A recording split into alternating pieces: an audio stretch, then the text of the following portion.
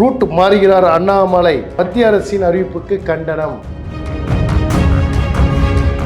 2021 பிஜேபியோடைய மாநில தலைவராக வந்தார். இன்னைக்கு 3%லேருந்து 12% கொண்டு போனார். என்னாலன்னு சொன்னாரா? அண்ணாமலை மத்திய அரசாங்கத்தை எதிர்த்துட்டாருன்னா ஏன் சொல்லி தான் அவரை வெளியேற்றத்துக்கு நீங்க முயற்சி பண்ணீங்க, அதில் நீங்க தோத்து போயிட்டீங்க. நீ 45 வருஷமா நீங்க தேசியத்துக்கு எதிராக, இந்த பிஜேபிக்கு எதிராக, நீ ஆர்எஸ்எஸ்க்கு எதிராக நீ எந்த அளவு விமர்சனம் பண்ண இன்னும் யூடியூப்ல இருக்குது. நீ முஸ்லீமுடைய பாதுகாப்புலாம் நான் வந்ததுக்கு அப்புறம் தான் வந்தேன் எப்படி நீ சொல்லுவ? அந்த மாதிரி அண்ணாமலை எங்கேயும் சொல்லல. பதவி வேண்டாம். நான் தான் சொல்றேன் சார், உங்களுக்கு கண்டென்ட் தேவை, நீங்க சம்பாதிக்கணும். அண்ணாமலை எங்கேயாவது சொல்லியிருக்கிறாரா நான் தனி கட்சி ஆரம்பிக்கிறேன்னு சொல்லி? அண்ணாமலை இப்போ வெளிநாட்டுக்கு போயிருக்கிறார் சார். சொல்லிட்டு தான் போனாரு. சொல்லாம இப்போ ராகுல் காந்தி மாதிரி பின்கது வழியா போயிட்டாரோ? வந்தவுடனே அவருக்கு மறுபடியும் மாநில தலைவர் பதவி கொடுக்கப்படுமா? இல்லை சார், ஓப்பனாக டிக்ளரேஷன் கொடுத்துருக்கிறாரு. அப்படியே நீங்கள் மறுபடியும் கேட்டான்னு அர்த்தம். வேலை செஞ்சுருக்கிறாரா இல்லையா சொல்லுங்க சார். இல்லை வேற கட்சியில் தாவி போய் சேரல, இல்லை ஒரு இடத்துல போய் எம்எல்ஏ ஜெயிச்சு நம்ம போய் டிவிக்கில் போய் சேரல.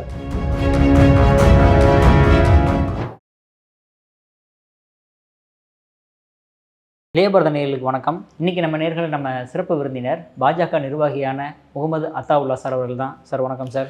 வணக்கம், வாழ்க வளமுடன். சார், நேரத்துலேருந்தே நம்மளால் நியூஸ் பார்க்க முடியுது. அதாவது மோடியை எதிர்த்தாரா அண்ணாமலை, அதாவது ஒன்றிய அரசை எதிர்த்த அண்ணாமலை, இந்த மாதிரி பல நியூஸுகள் போட்டு வந்துட்டே இருக்காங்களே சார். அதாவது சிபிஎஸ்சியில் இந்த ஹிந்தி சம்மந்தமான விஷயங்கள் ஒரு ட்வீட் பண்ணுறாரு. ஸோ எதனால் இந்த அளவுக்கு அண்ணாமலை அவர்கள் நம்ம சென்ட்ரல் கவர்மெண்ட்டை எதிர்த்து பேசுகிற அளவுக்கு என்ன சுச்சுவேஷன் வந்தது?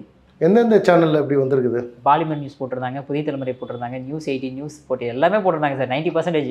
ஆக மொத்தத்தில் அண்ணாமலையால் கண்டென்ட் கிடைக்குது, சம்பாதிக்கிறீங்கல்ல, சந்தோஷமாக இருக்க வேண்டியது தானே. ஏன் சார், எனக்கு ஒரே ஒரு விஷயத்த மட்டும் இது பண்ணல. இந்த மாதிரி சில யூடியூப் சேனல்ஸும் ஏன் தொடர்ச்சியாக அப்படி பண்ணுறாங்க? இன்னி கூட நான் தினமலர் பேப்பர் எடுத்து வந்திருக்கிறேன்.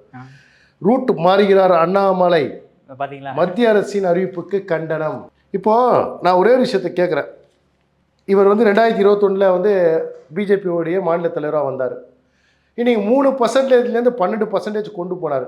என்னாலன்னு சொன்னாரா இது வரைக்கும்? இல்லை நான் தான் பிஜேபியை வளர்த்தேன்னு எங்கேயாவது சொல்லியிருக்கிறாரா? இல்லை நான் வந்ததுக்கப்புறம் தான் பட்டி தொட்டிலாம் பிஜேபியை ரீச் பண்ணி எங்கேயாவது ஒரு இடத்துல எப்பவுமே விட்டு கொடுத்தது இல்லை சார். ஒரு ஐபிஎஸ் யார் சார், ஒரு ஐபிஎஸ் இன்னைக்கு இப்போ மக்களுக்கு சேவையாற்ற வந்தபோது அவருடைய கருத்தை இன்னைக்கு டேட்டா இல்லாமல் அண்ணாமலை எங்கேயாவது பேசி நீங்கள் பார்த்துருக்கீங்களா? நான் சேலஞ்ச் பண்ணுறேன் சார். ஒரு விஷயத்தை தெரியாமல் பேச மாட்டார். அப்படி பேசுனார்னா டேட்டாவோட பேசுவார். ஒரு கட்சியிலேருந்து அந்த தலைமைக்கு யாராவது விமர்சனம் பண்ணி ஏதாவது ஒரு கட்சி தலைவரை காட்டுங்க, விமர்சனம் பண்ணி, இல்லை ஏதோ ஒரு கோரிக்கையாவது வச்சு நீங்கள் இது சொல்லுங்கள் பார்ப்போம். சார், தனி மனித சுதந்திரத்தை தலையிட முடியாது. ஒரு தொண்டனுக்கு ஒரு கருத்து இல்லையா சார்? அவனுக்கு கருத்து சொல்ல உரிமை கிடையாதா? ஏன்னா இன்றைக்கி நீங்கள்லாம் ட்ரோல் பண்ணினே இருக்கிறீங்கல்ல. ஏன்னா கண்டனம் சொல்லி போட்டார். நான் இதை படித்து காட்டணும்னு விருப்பப்படுறேன். உங்களுக்கு கிடையாது, மீடியா கிடையாது, மக்களுக்கு நான் படித்து காட்டணும்னு நினைக்கிறேன். இந்த ஆண்டு ஏப்ரலில் சிபிஎஸ்சி அமைப்பு மாணவர்களுக்கும் 6ஆம் வகுப்பில் இருந்து 3 மொழிகள் கட்டாயம். அந்த 3 மொழிகளில் 2 மொழிகள் இந்திய மொழிகளாக இருக்க வேண்டும் என அறிவித்தது. யார்? ஏப்ரலில் சிபிஎஸ்சி அறிவித்தது. அப்போது இந்தியாவின் பலதரப்பட்ட இலக்கிய மற்றும் கலாச்சார பாரம்பரியத்தை சிறு வயதிலேயே குழந்தைகளுக்கு அறிந்து கொள்ள உதவும் என்பதால் அந்த முடிவை வரவேற்றவர்களில் நானும் ஒருவன். அதை வரவேற்பு கொடுத்துருக்கிறாரா இல்லையா? ஆனால் ஏப்ரல் வெளியிட்ட அறிவிப்பில் 9ஆம் வகுப்பு சிபிஎஸ்சி மாணவர்களுக்கு 3வது மொழியை கட்டாயமாக்குவது 2029-30 கல்வியாண்டில் இருந்து மட்டுமே அமல்படுத்தப்படும் என்று தெளிவாக குறிப்பிட்டிருக்குது. சிபிஎஸ்சி பண்ணிக்கிறாங்க. ஆனால் இம்மாதம் 15ஆம் தேதி சிபிஎஸ்சி அனைத்து இணைப்பு பள்ளிகளுக்கும் அனுப்பிய சுற்றறிக்கையில் இந்த கல்வியாண்டிலிருந்தே 9ஆம் வகுப்பு மாணவர்களுக்கு 3 மொழி கட்டாயமாக்குவது அறிவித்துள்ளது. சிபிஎஸ்சியின் திடீர் அறிவிப்பு தமிழக மாணவர்கள் பெற்றோர்கள் பெரும் அதிர்ச்சி ஏற்படுத்தியது. ஏன்னா இது சாதாரண விஷயம் தான், மாணவர்களுடைய எதிர்காலம். இதை மத்திய அரசாங்கம் யோசிச்சிருக்கோம், இல்லைன்னு சொல்ல வரல. பட் என்னென்னா அவங்களுடைய கல்வி தரத்தை உயர்த்துறதுக்கு இவர் எந்த இடத்துலையும் இடைஞ்சல் பண்ணல. அப்போ அவர் கேட்குறாரு, மிகவும் குறுகிய காலத்துக்குள் 9ஆம் வகுப்பு மாணவர்கள் மற்றொரு புதிய மொழியை கற்க வேண்டும் என்று எதிர்பார்ப்பது குழந்தைகளுக்கு தேவையற்ற மன அழுத்தத்தை ஏற்படுத்தும், அவர்களின் ஒட்டுமொத்த கல்வித்திறனும் பாதிக்கும். எனவே இந்த புதிய அறிவிப்பை மத்திய கல்வி அமைச்சகம் உடனே திரும்பப்பட வேண்டும். முன்னர் அறிவித்தபடி 2029-30 கல்வியாண்டில் இருந்து மட்டுமே அமல்படுத்த வேண்டும். எங்கே சார் எதிர்ப்பு தெரிவித்தார்? நீங்கள் இதுக்கு முன்னாடி என்ன சொன்னீங்களோ அதை 2029-30 கொண்டு வாங்க. இப்போ வந்து அதோடைய சுமையை ஏற்றாதீங்க. ஏன்னா ஒரு ஐபிஎஸ் படித்தவருக்கு அந்த என்னன்னு தெரியாது, படிக்காத முட்டா பசங்களுக்கு தெரியாதுல்ல. அப்போ அவங்க ரிக்வஸ்ட் தானே வச்சுக்கிறாரு. ரிக்வஸ்ட்டுக்கும் கண்டனத்துக்கும் என்ன வித்தியாசம் சொல்லுங்கள். நீங்கள் எப்படி அதை கேள்வி கேட்பீங்க? அண்ணாமலை மத்திய அரசாங்கத்தை எதிர்த்துட்டாருன்னா சொல்லி தான் அவரை வெளியேற்றத்துக்கு நீங்கள் முயற்சி பண்ணீங்க. அதில் நீங்கள் தோற்று போயிட்டீங்க. இப்போ இதே வந்து என்ன பண்ணுறா, ஒரு பல்ட்டி அடிச்சுட்டு நீங்கள் மக்கள் மன்றத்தில் ஏமாற்ற முடியாது, தலைமைக்கே ஏமாற்ற முடியாது. அண்ணாமலை கொடுத்த கோரிக்கை, பல கோரிக்கைகள் வந்து மத்திய அரசாங்கம் ஏற்றுக்கிட்டு இருக்குது. அது உங்களுக்கு தெரியுமா தெரியாதா? ஏன்? ஏன்னா அவர் மக்கள் சேவைக்காக வந்து இது பண்ணுறாரு தவிர அவர் சுயநலத்துக்காக வேலை செய்யலை. இங்கே சேவை பண்ண வந்திருக்காரு, அவியல் பண்ண வரல. ஏன்னா இதுக்கு முன்னாடி எதிர்க்கட்சி தலைவர் ஸ்டாலின் வந்து சொன்னார் இல்லையா, நாங்கள் இங்கே அரசியல் பண்ண வந்திருக்கிறோம், அவியல் பண்ண வரலன்னு. ஆனால் இவர் வந்து அரசியல் பண்ணலை, மாணவர்களுடைய நலன் கருதி அந்த இடத்துல வந்து அவர் வந்து பதிவிட்டது வந்து அதை வரவேற்கத்தக்கது சார். பட் இருந்தாலுமே எல்லா பக்கமுமே பாஜக என்ன ஒரு மிஸ்டேக் பண்ணாலும் கூட அது அங்கே வந்து அற்புதமாக அண்ணாமலை அவர்கள் முட்டு கொடுப்பாரு சார். ஆனால் இந்த இடத்துல வந்து அவர் முட்டு கொடுத்துருக்கலாமே, இதனால் வந்து எனக்கு கோரிக்கையை வைக்கிறேன் அப்படின்னு மாதிரி ஏற்க வைக்கிறாரு சார். தயவு செய்து ஒன்று சொல்கிறேன், தேசிய அமைப்பு செயலாளர் BL சந்தோஷ் சொல்லுகிறார், ஊடகத்துறையில் வந்து நீங்கள் பேசும்போது வந்து உண்மை நிலையை கொண்டு போய் மக்கள்கிட்ட சேர்க்கணும்னு சொல்லி. நாளைக்கு வந்து ஒரு சோசியல் மீடியாவில் நான் இங்கே உட்காந்து பேசுகிறேன், நாளைக்கு மாற்றி பேசுகிறேன், நீங்களாம் போட்டு தான் இருக்கிறீங்க. நான் எலெக்ஷனுக்கு முன்னாடி ஒன்று பேசுகிறேன், எலெக்ஷனுக்கு அப்புறம் ஒன்று போட்டு காட்டுறீங்கல்ல சார். நான் இங்கே ஒரு அரசியல்வாதியாக வந்து பேசலை சார், நான் ஒரு மக்கள் சேவகனாக வந்து இந்த இடத்துல வந்து பேசுகிறேன். மனசாட்சின்னு ஒன்று இருக்குது. ஒரு கட்சியை சொல்கிறதுக்கு எல்லாத்துக்கும் முட்டு கொடுக்கணும்னு அவசியம் கிடையாது சார். ஒரு தொண்டனா அவன் கருத்து வைக்கிறதுக்கு உரிமை இருக்குது சார். எடுத்துக்காது அவங்களுடைய பிரச்சனை சார். சொல்ல வேண்டியது என் கடமை. நாங்கள் சொல்லாமல் என் கட்சிக்கு என் கட்சி பண்ணுற எல்லாத்துக்கும் நான் எதிர்ந்தேன்னா வந்து அப்போ மக்கள் மத்தியில் நம்ம வர முடியாது. இன்றைக்கி பிஜேபியில் ஒரு சிறுபான்மையில வந்து நான் இங்கே வந்து இருக்கிறேன்னா, இன்றைக்கி சிறுபான்மை நலனுக்காக நான் பல குரல் கொடுத்துக்கிறேன்னா, அப்போ சிறுபான்மைகள் மத்தியில் என்ன இருக்குன்னா, பிஜேபியிலே ஒரு சிறுபான்மை ஒருத்தர் இருக்கிறான். நான் என்ன சொல்ல சார், தயவுசெய்து நான் தப்பாக நினச்சிக்காதீங்க. அத்தாவளா வந்ததுக்கப்புறம் தான் முஸ்லீமுங்க வந்தாலும் நான் பொய் சொல்ல மாட்டேன். ஏன்னா என் கட்சியில் ஒருத்தர் இருக்கிறான். அதாவது நான் பிஜேபிக்குள்ளே வந்த உடனே தான் முஸ்லீம்ங்க வர ஆரம்பித்தாங்க. எனக்கு 4 முறை கொலை முயற்சி பண்ணாங்க, நான் தப்பிச்சிட்டேன். இன்றைக்கி வந்து முஸ்லீம் ஏரியாவுக்குள்ளே வந்து பிஜேபி அனுமதிக்கலை. அவன் சொல்லணும் எந்த இடத்துல வந்து முஸ்லீம் ஏரியாவில் வந்து பிஜேபி அனுமதிக்கலைன்னு சொல்லி. நீ வந்ததால தான் அனுமதிக்கலை. இதை என்கிட்ட ஜமாத்தே சொன்னாங்க. நான் ஏற்கனவே பதிவு பண்ணியிருக்கிறேன். தேசப்பற்றுன்னு சொல்கிறது ரத்தத்தில் இருக்கணும். நீ 45 வருஷமாக இன்றைக்கி வந்து தேசியத்துக்கு எதிராகவோ இந்த பிஜேபிக்கு எதிராகவோ நீ ஆர்எஸ்எஸ்க்கு எதிராகவோ நீ எந்த அளவு விமர்சனம் பண்ண இன்னுமும் யூடியூப்பில் இருக்குது. இன்றைக்கி 5 வருஷத்தில் வந்து நீ எனக்கு வந்து தேசப்பற்றுடைய கிளாஸ் எடுக்கிறியா? நீ முஸ்லீமுடைய பாதுகாப்புலாம் நான் வந்ததுக்கப்புறம் தான் வந்தவன் எப்படி நீ சொல்லுவ? அந்த மாதிரி அண்ணாமலை எங்கேயும் சொல்லலை. பதவி வேண்டாம், எனக்கு எம்எல்ஏ பதவிக்கு ஆசைப்படலை, எம்பி பதவிக்கு ஆசைப்படலை, கவுன்சிலருக்கு ஆசைப்படலை, இந்த சேவைக்கு தான். நான் செத்தா என் மேலே வந்து தேசிய கொடியோ இல்லை கட்சி கொடியோ போடுவாங்கன்னா அந்த மக்களுக்கு தெரியும் யார் உண்மை யார் வந்து போலின்னு வந்து தெரியும். நான் இந்த பிஜேபி மாநில தலைவருக்கே நேரடியாக அது வைக்கிறேன். பிஜேபி தமிழ்நாட்டில் நான் மறுபடியும் இந்த இடத்துல சொல்கிறேன், இஸ்லாமிய அமைப்புகளும் இஸ்லாமியர்களும் வரணும்னா போலியான இஸ்லாமியர்களை வச்சு நீங்கள் வந்து பாதுகாக்காதீங்க. நான் பேர் கூட சொல்லுவேன், நீங்கள் போடுவீங்களான்னு எனக்கு தெரியாது. போடுவீங்களா சொல்கிறேன் பேரை, அதை தான் வந்து சொல்ல வரேன். இந்த மாதிரி இருக்கிற வரைக்கும் வந்து கட்சி வளராது.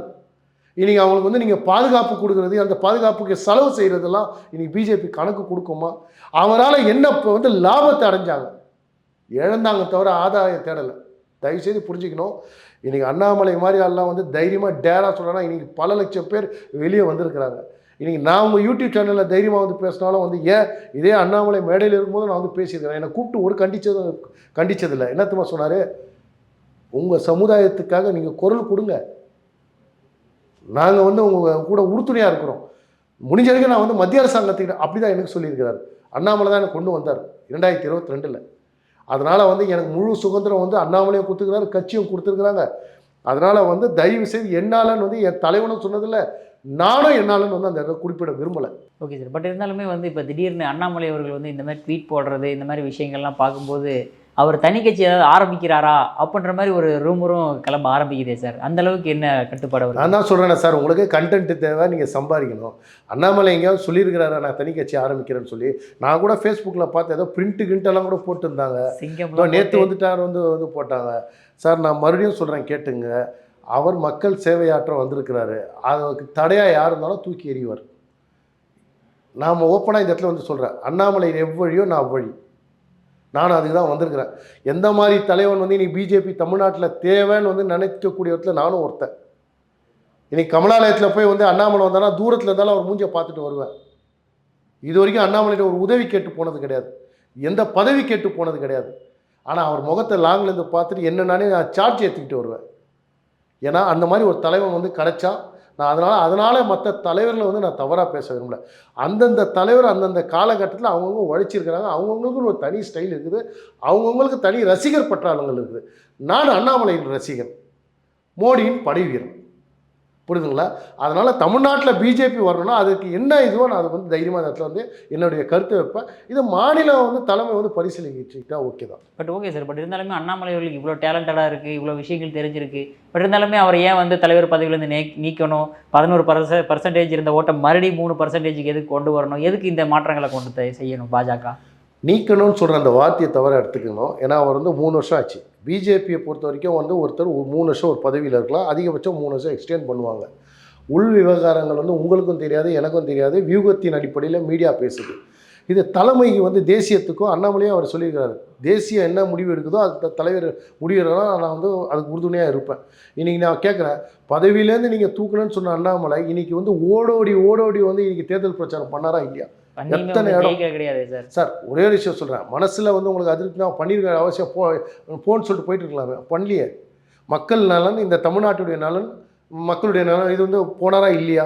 இன்றைக்கி தேசிய தலைவர்கள் கொடுத்த அந்த உத்தரவுக்கு அவர் மதிப்பளித்தாரா இல்லையா? எந்த இடத்துலையும் அவர் ஈகோவை காட்டல, எந்த இடத்துலையும் அவர் மறுக்கலை. இன்றைக்கி அவர் செய்ய வேண்டிய கடமைலாம் செஞ்சார். அதற்கு என்ன ஒன்றா வந்து அதை வந்து தலைவர் வந்து என்னன்னா இங்கே வந்து எல்லாமே வந்து என்ன வந்து போனால் நேஷ்னல் பார்ட்டி சார். நேஷ்னல் பார்ட்டின்னு சொல்ல போகும்போது அந்த ஸ்டேட் இப்போ வந்து என்ன ஒன்றா வந்து அது இம்ப்ளிமெண்ட் பண்ணுறதுக்கு தான் ரைட்ஸ் இருக்குது, முடிவெடுக்கிற அதிகாரம் நேஷ்னல்ஸுக்கு இருக்குது. அப்போ வந்து இன்றைக்கி மோடியும் அமித்ஷாவும் வந்து இன்றைக்கி நிதின் நபி அண்ணாமலைகிட்ட என்ன பேசுகிறாங்க எனக்கு என்ன தெரியும்? ஸோ அதனால் கட்சி நலன் எது இருந்தாலும் வந்து இந்த இடத்துல என்னன்னா வந்து அப்ஸ் அண்ட் டவுன்ஸ் இருக்கும். அதை வந்து ஏற்றுக்கிட்டு தான் இங்கே இருக்கிற தலைவர்கள்லாம் வந்து பயணிச்சுட்டு இருக்கிறாங்க. அதை நீங்கள் முதல்ல புரிஞ்சுக்கணும். Okay sir. இப்போ தமிழ்நாட்டில் ஒரு மிகப்பெரிய ஒரு குழப்பமான சுச்சுவேஷனில் இருக்குது. இந்த டைமும் இன்ன வரைக்கும் அண்ணாமலை களமிறங்காமல் அமைதியாகவே காத்துக்கிட்டு இருக்காரு. எதனால் அப்படி? அண்ணாமலை வந்து இப்போ வந்து வெளிநாட்டுக்கு போயிருக்கிறாரு சார். சொல்லிட்டு தான் போனார். சொல்லாமல் இப்போ ராகுல் காந்தி மாதிரி வந்து பின்கது வழியாக போயிட்டாரோ. ஒரு வருஷத்துக்கு வந்து 80 லட்ச ரூபா தான் அவர் வருமானம். ஆனால் வந்து பார்க்க போனால் அவருக்கு வந்து 80 கோடி ரூபாய்க்கு வந்து அவர் சுற்றுப்பயணம் இதெல்லாம் காட்டுறாங்க. அந்த மாதிரி பண்ணலையே. பின்கது வழியாக போய்ட்டு சீனாவில் இருக்கிற அமைச்சர்களை சந்திக்கலையே. சொல்லிட்டு தானே போனார். நான் கேட்குறேன், உழைச்சிட்டு தானே போனார். ஒவ்வொரு அமைச்சர்களும் வந்து ஊட்டி கொடைக்கானல் அவங்கெல்லாம் வந்து ரிலாக்ஸ் பண்ணும்போது அவங்க பேச்செலாம் எடுக்கல. ஏன் அண்ணாமலையை மட்டும்தான் நீங்கள் குறி வச்சு கேட்குறீங்க? அண்ணாமலையை எங்கேன்னு கேட்குறீங்க? வர நேரத்தில் வருவார் சார் கண்டிப்பாக. இந்த 3 நாளில் முடிய போகுது. இப்போ ஜூனுக்கு அப்புறம் நல்ல செய்திகள்லாம் வரதான் போகுது. Okay sir. வந்த உடனே அவருக்கு வந்து மறுபடியும் மாநில தலைவர் பதவி கொடுக்கப்படுமா, இல்லை அதுலேயுமே மிகப்பெரிய செக் வைப்பாங்களா? அண்ணாமலையே குறிப்பிட்டிருக்கிறார் சார், நான் தொண்டன், தலைமை என்ன கொடுக்குதோ அவ்வழி நான் வந்து சார் ஓப்பனாக டிக்ளரேஷன் கொடுத்துருக்கிறார் அவர். அப்படியே வந்து நீங்கள் வந்து மறுபடியும் வந்து கேட்டால் என்ன அர்த்தம்? தலைமை கொடுக்குமா கொடுக்காதான்? கொடுத்தாலும் கொடுக்கலனாலும் வேலை செஞ்சுக்கிட்டு இருக்கிறார்ல, வேலை செஞ்சுருக்கிறாரா இல்லையா சொல்லுங்கள் சார். இல்லை வேறு கட்சியில் தாவி போய் சேரல, இல்லை வந்து ஒரு இடத்துல போய் எம்எல்ஏ ஜெயிச்சு மக்களாக தேர்ந்தெடுப்பு ஜெயிச்சவன் ராஜினாமா பண்ணி நீ போய் டிவிக்கில் போய் சேரல. அவனுங்கெல்லாம் பார்த்து கேள்வி கேளுங்களேன் சார். ஏன் சார் ஒருத்தர் உழைக்கிறவனை அவன் பின்னாடியே போய் வந்து நோண்டிலே இருந்தால் என்ன அர்த்தம்? நான் கேட்குறேன். மாற்றத்திற்கான கட்சி பாஜகன்றீங்களா? அதனால தான் உங்கள்கிட்ட அதிகமாக கேள்வி எழுப்பப்படுது சார். நிச்சயமாக இப்போ இன்னி வரும் காலத்தில் வந்து பெரிய மாற்றம் இருக்கும் பிஜேபியில். அதில் எந்த மாற்று கருத்தும் கிடையாது. இல்லையே, தமிழ்நாட்டில் குழி தோண்டி புதைச்சதால சொல்லப்படுது பாஜக. சார் இது வந்து என்னுடைய தனிப்பட்ட கருத்து. நான் மறுபடியும் கேட்குறேன், 12%லேருந்து 3% வந்தது. அப்போ அந்த தோல்விக்கு உண்டான காரணம் என்ன? அதை ஆராயணும். இது வந்து சுய பரிசோதனை பண்ணக்கூடிய நேரம். மாநில தலைவர் நயனார் அண்ணன் கூட வந்து இது வந்து யோசிக்கக்கூடிய ஒரு விஷயம்தான். அப்போ இந்த இடத்துல வந்து எதனால் வந்து அந்த எங்கே போச்சு அந்த பர்சன்டேஜ்? இன்றைக்கி அதிமுகக்குன்னு ஒரு 20%, திமுகக்குன்னு இருக்கும்போது அப்போ பிஜேபிக்குன்னு இருக்கிற அந்த ஓட்டு ஏன் காணாமல் போச்சு? அதை ஆராயணும். அதை விட்டுட்டு நீங்கள் வந்து மறுபடியும் வந்து நீங்கள் களத்தில் இறங்கிட்டு உங்கள் மாவட்டத்திலலாம் வந்து திருடங்கையில் சாவி கொடுத்துட்டு நீங்களாம் வேலை செய்யுங்கன்னா தொண்டர்கள் சோர்வு அடைஞ்சிருக்கிறாங்க சார். முதல்ல ஹீல் பண்ணுங்கள், காயப்பட்ட இடத்துல மருந்து போடுங்க, என்ன பிரச்சனைன்னு பாருங்கள். அதுக்கப்புறம் தமிழ்நாட்டில் எப்படி பிஜேபியை வலுவாக்கணும்னு வந்து சிந்திங்க. அதுக்கப்புறம் வந்து நான் என்ன கேட்டேன், எம்பி எம்எல்ஏ மாதிரி மாறி கொடுத்தவங்களாம் பதவி கொடுக்காதீங்க. ஒன்றும் இல்லாத தூங்கி இருந்தவங்களாம் இங்கே எம்எல்ஏ ஆகிருக்கிறாங்க. அப்படி இருக்கும்போது வந்து உழைச்சவங்க வந்து புதுசாக யாருமே இல்லையா? ஸோ மறுபடியும் அண்ணாமலை அங்கே வந்தார்னா எனக்கு தெரிஞ்சு இது எல்லாத்துக்கும் வந்து அவர் முடிவு எடுப்பார். தமிழ்நாட்டை வளர்ச்சி பாதையில் போனோன்னா இன்றைக்கி புதுசாக கொண்டு வரணும் முன்னாடி. சும்மா கொடுத்தவங்கிட்டே அது என்ன சொல்கிற குண்டு சட்டிலேயே குதிரை ஓட்டுறதுலாம் இனி பிஜேபியில் வேலைக்கு ஆகாது. அப்படி பண்ணால் பிஜேபி வளராது. 12% இந்த 3% போதும். அப்போ ஒத்துக்கிறீங்களா? யாருக்கு போச்சு? கண்டிப்பாக திமுக போட்டிருக்க மாட்டான், கண்டிப்பாக அதிமுக போட்டிருக்க மாட்டான், ஆனால் டிவிக்கு போட்டிருக்கிறான். அப்போ எதனால் அந்த அதிருப்தி என்ன? முதல்ல அதை கண்டுபிடிங்க சார். ஒரு கட்சி தலைவனுடைய வேலை முதல்ல அதுதான். நீங்கள் அதை விட்டுட்டு மறுபடியும் நீங்கள் போங்க, நீங்கள் ஆக்டிவாக இருக்கணும். ஆக்டிவாக வந்து என்ன சொல்ல, இத்தனை வருஷம் தோற்று வந்துட்டீங்களா, இன்னொரு 3 மாதம் ப்ரீத்திங் டைம் எடுத்துங்க சார். ஃபுல்லாக அலசி ஆராய்ங்க சார். யார் வேலை செஞ்சான், யார் வேலை செய்யலை, யார் வந்து எதிர்கட்சியோட துணை போனான், எவன் பணத்தை ஆட்டோ போட்டான், இதுக்கு முன்னாடி ஆட்டோ போட்டவங்களுக்கு மேலெல்லாம் வந்து அந்த குழு என்ன பண்ணிச்சு அவங்க மேலே, இதெல்லாம் வந்து வெளிக்கொண்டு வாங்க சார். நீங்கள் அதெல்லாம் பண்ணிட்டு புது ரத்தம், வேகமான ரத்தம், இளைஞர்களுடைய இதை வந்து கொண்டு வந்தால் மட்டும்தான் சார் நீங்கள் பிஜேபி வளர்ச்சி அடைய முடியும். சும்மா வந்து நீங்கள் பஞ்சு டைலாக் பேசிட்டு மலர்ந்தே தீரும் மண்ணாங்கட்டி தான். அப்போ ஏன் மலரல? நான் கேட்கல, ஏன் மலரல? ஏன் சரிவு சந்திச்சிச்சு? ஆராயக்கூடிய நேரம் சார். நான் விமர்சனம் பண்ணல பிஜேபியை. தமிழ்நாட்டில் பிஜேபி வரலன்னு சொல்லி வந்து 10 வருஷமாக ஆகிறேன் சார் பிஜேபியில். நான் ஏற்கனவே நிறைய சேனலில் இப்போ இது பண்ணிக்கிறேன். உதாரணத்துக்கு இன்றைக்கி வந்து சிறுபான்மையினுடைய ஓட்டும் 20 லட்சம் புது ஓட்டும் டிவிகேக்கு போயிருக்கு சார். நான் படித்து சொன்னேன். சிறுபான்மை மக்கள் இல்லாமல் இன்றைக்கி திமுக சிறுபான்மையோடைய ஆதரவில் தான் இருந்தாங்க. இன்றைக்கி அங்கே நவுந்தோடனே திமுக விழுந்துதா இல்லையா சார்? சொல்லுங்கள் சார். நான் உங்கள் சேனலில் கொடுத்துக்கிறேன். அதிமுகவில் இருக்கிறவங்க ஒரே ஒரு முஸ்லீமுக்கு கொடுத்தாங்க, விழுந்துச்சா இல்லையா சார்? ஆனால் இன்றைக்கி டிவிகேல வந்து 39 வருஷம் கழிச்சு ஒரு பிராமணன் 2 பேர் அமைச்சர், 2 இஸ்லாமியர்கள் அமைச்சர், 3 கிறிஸ்தவர்கள் அமைச்சர், 8 பட்டியலினத்தவர்கள். நான் கேட்குறேன், இதில் வந்து மற்ற இவங்களாம் வந்து கொடுத்துருக்குறாங்கன்னா அப்போ பார்த்துங்க. ஒரு அரசியல் கட்சியில் நல்லா மோப்பம் பிடிச்சிட்டு கரெக்டாக வந்து போயிட்டாங்க. இன்றைக்கி ஆதரவு வந்து இன்றைக்கி கவர்னர் ஆட்சி வந்துடும் சொல்லிட்டு ஸ்டாலின் வந்து அவங்க கட்சி இருக்கிற கூட்டணி கட்சி அமைச்சாங்க. இதுதான் சான்ஸ்னு சொல்லி வந்துட்டாங்க. அவங்க விஜய்க்கு பள்ளம் ஒன்றாங்கன்னு பார்த்தாங்கன்னா கடைசியில் ஸ்டாலினே அந்த பள்ளத்தில் உண்டார். சிறுபான்மை இல்லாமல் ஜெயிக்க முடியாது சார். இதை வந்து இன்றைக்கி பிஜேபியில் நான் மறுபடியும் சொல்கிறேன். ஒரு மாவட்ட தலைவரை வந்து ஒரு முஸ்லீமை கொண்டு வாங்க. நான் அதுக்குன்னு எல்லாரையும் சொல்ல, நீங்கள் வந்து 68 மாவட்ட தலைவர் வச்சுருக்கீங்களா, ஒரு 2 ஒருத்தரை போடுங்க. ஒரு எம்எல்ஏ சீட்டில் ஒரு முஸ்லீம் கேண்டிடேட் கொடுங்க, ஒரு எம்பி கேண்டிடேட்டில் கொடுங்க, ஒரு சேர்மனில் வந்து கொடுங்க சார். இது பரிசீலனை பண்ணுங்கள் சார். தமிழ்நாட்டில் வந்து ஏன் ஒன்றா இது எதிர்கட்சிகளுக்கு ஒரு வாய்ப்பு கொடுக்காதீங்க. இத்தனை வருஷமாக இருக்கிறீங்க, ஒரு எம்பி சீட் கூட இல்லைன்னு விமர்சனத்தை கொடுக்காதீங்க. அந்த கேப் எல்லாத்தையும் ஃபுல்ஃபில் பண்ணிட்டாரா விஜய்? இதை சிந்திக்கணும் மற்ற கட்சிகள்லாம். ஒரு சோசியல் மீடியாவில் வச்சு இன்றைக்கி 1 லட்ச ரூபா கூட இன்றைக்கி விஜய் வந்து உடைச்சது 2 விஷயம். பணம் கொடுத்தாலும் இனி வந்து ஜெயிக்க முடியாதுன்னு வந்து அந்த இடத்துல நிரூபிச்சிட்டார். இன்றைக்கி வந்து பணம் ஒரு வீட்டு வேலை செய்கிறவங்க கூட வந்து என்னென்னா, இன்றைக்கி வெஸ்ட் பெங்காலில் ஒரு வேலை செய்கிற பொண்ணு வந்து கூட எம்எல்ஏ ஆக்கியிருக்கிறாங்கன்னா, அப்போ தமிழ்நாட்டில் இருக்கிறவங்க பிஜேபியில் மட்டும் உங்கள்கிட்ட பணம் இருக்குதா, செலவு பண்ணத்துக்கு இது இருக்குதா, கட்சிக்கு கொடுக்குற பணத்தை நீங்கள் அவங்க இருந்தால் அவங்க செலவு பண்ணிட்டு போகிறாங்க. காரில் வந்து வெறப்பாக சட்டை போட்டிங்கன்னா நீங்கள் சீட்டை குத்துருவீங்களா? டெல்லியில் இன்ஃப்ளூயன்ஸ் இருந்தால் நீங்கள் சீட்டை குத்துருவீங்களா? உங்கள் பின்னாடி சுற்றினா சீட்டை குத்துருவீங்களா? கமலாலயத்தை சுற்றி வந்தால் சீட்டை குத்துருவீங்களா? ஆனால் என் தலைவர் அண்ணாமலை எனக்கு சொன்ன ஒரு வார்த்தை என்ன தெரியுமா? நீங்கள் உங்கள் தொகுதியில் போய் சுற்றுங்க, நீங்கள் கட்சி ஆஃபீஸை சுற்றாதீங்க. ஆனால் நீங்கள் வந்து எனக்கு ஒருத்தர் பாடம் எடுத்தார். நீ தொகுதியில் சுற்றா எப்படிடா தெரியும் உங்கள் தலைவங்களுக்குலாம்? அதனால நான் உனக்கு பதவியை கொடுக்கலாம். பதவிக்காக சொல்ல அவங்க சொல்கிறாங்க, வேலை செய்தவன் தெரியும். நீ அவன் பின்னாடியே சுற்றா தானே அவங்க மூஞ்சி அவன் முன்னாடி உடனே தூக்கி போடுவான். 10 வருஷத்தில் மோடி அமித்ஷா கூட சந்திக்கிறதுக்கு எனக்கு கொடுக்கல சார். நான் அதை பற்றி எந்த தலைவர்கிட்டையும் வருத்தப்பட்டதில்லை சார். பிஜேபியில் 10 வருஷமாக இருக்கிற ஒரு சிறுபான்மை ஒரு முத்தலாக் சட்டத்துக்கு நன்றி சொல்கிறதுக்கு கூட எனக்கு அனுமதி கொடுக்கல சார். இது நேரடியாக நான் வந்து வாயத்தந்து கூட கேட்டேன். எனக்கு அந்த உரிமை கொடுக்கல. எனக்கே இந்த நிலைமை வந்தாங்கன்னா இன்றைக்கி வந்து முஸ்லீம்கள் வந்து நான் வந்து ஒரு தலைவர் மாதிரி காட்டேன், எப்படி சார் ஏற்றுக்க முடியும்? எத்தனை முஸ்லீம்கள் பிஜேபியில் இருக்கிறாங்கன்னு சொல்லி இங்கே மாறத்தட்டின்னு சொல்கிறான்ல. நான் வந்ததுக்கப்புறம் பிஜேபியில் இவ்வளோ போட சொல்லுங்கள் சார். நான் சேலஞ்ச் பண்ணுறேன் சார். நான் விவாதம் பண்ணுறதுக்கு தயார் சார். எந்த யூடியூப் சேனலில் உட்கார வச்சு எங்கள் 2 பேரும் விவாதம் எடுப்பீங்க? கட்சி வளர்கிறதுக்கு யாரும் வேலை செய்யலை சார். சுயநலத்துக்காக தன்னை வளர்த்துக்கிறதுக்காக தான் நிறைய பேர் வேலை செஞ்சோம். நான் எல்லாரையும் சொல்லலை சார். உண்மையாலுமே தொண்டை இருக்கிறான். நான் அவனை கொச்சப்படுத்த விரும்பலை. பிஜேபி தமிழ்நாட்டில் வரணும்னா முதல்ல பீப்புள் நல்லா வந்து அந்த பீப்புள் மேனேஜ்மெண்ட் ஸ்ட்ராங்காக இருக்கணும். அவங்க மனசில் இருக்கிற அந்த வேதனைகளை போக்கணும், அவங்க வலியை தீர்க்கணும். இனி நம்ம ஒரு புதுசாக வந்து இது பண்ணலாம்னு சொல்லி அவங்க இறக்குனீங்கன்னா நிச்சயமாக தமிழ்நாட்டில் நான் இப்போ சொல்கிறேன் சார், அடுத்த 2029 எம்பி எலெக்ஷனில் Annamalai west TVK Vijay, TVK west BJP தான் போட்டி இருக்கும் தவிர இனி இருக்காது. இந்த இடத்துல ஒரே ஒரு விஷயத்தை மட்டும் நான் இந்த இடத்துல சொல்கிறேன்னு இருக்கேன். 2021 சிவி சண்முகம் தோத்துட்டு வந்தோடனே என்ன சார் சொன்னார்? முதல் வார்த்தை பாஜகவில் தோத்தோம். நீங்களே சொல்கிறீங்க. இப்போ அதே சிவி சண்முகம் 2026 மயிலும் தொகுதியில் எம்எல்ஏ ஜெயிச்சார்ல, பாஜகவில் ஜெயிச்சுன்னு சொல்லுங்கள். சொல்லுங்கள் சார். அப்போ என் கட்சி தலைவனையும் என் கட்சி அவமானப்படுத்தினார்ல. இப்போ கூட நான் கொடுத்தேன். இவர் பின்னாடி போனால் 25 பேர் தொங்கல் ஆகிடுவாங்கன்னாங்க. தொங்கல் ஆகிட்டாங்களா? ஆமாம், எல்லாம் ரிசைன் பண்ணிட்டு தாவைகளை இணைஞ்சிக்கிட்டு. தயவு செய்து புரிஞ்சுக்கணும், தலைவன் எப்படி இருக்கணும்னு பார்த்துக்கணும். இப்போ சொல்லுங்கள், இப்போ ஜெயிச்சது யாரால்? அவரால். தயவு செய்து நம்ம கட்சியை வளர்க்கணும், நம்ம கட்சி ரூல் பண்ணணும். அடுத்த கூட்டணி கட்சிங்க வளரணும், அவன் வந்து எம்பி ஆகணும், எம்எல்ஏ ஆகணும்னு பாடுபடுறதுக்கு நான் வரல. நான் என் கட்சிக்காக வந்தேன், என் கட்சிக்காக தான் இருப்பேன். இன்றைக்கி நான் ஓப்பன் சொல்கிறேன், எத்தனையோ முறை டிவிக்கிலேருந்து எனக்கு அழைப்பு வந்தது. நான் ஏன் போல? நான் மோடியின் படைவீரன். 10 வருஷமாக பிஜேபியில் இருக்கிறேன். நான் இந்த நிறம் மாறுறதுக்காக எங்கேயும் போய் சேரலை. அப்படியே போனாலும் என் சமுதாயத்துக்காக நான் போவேன்.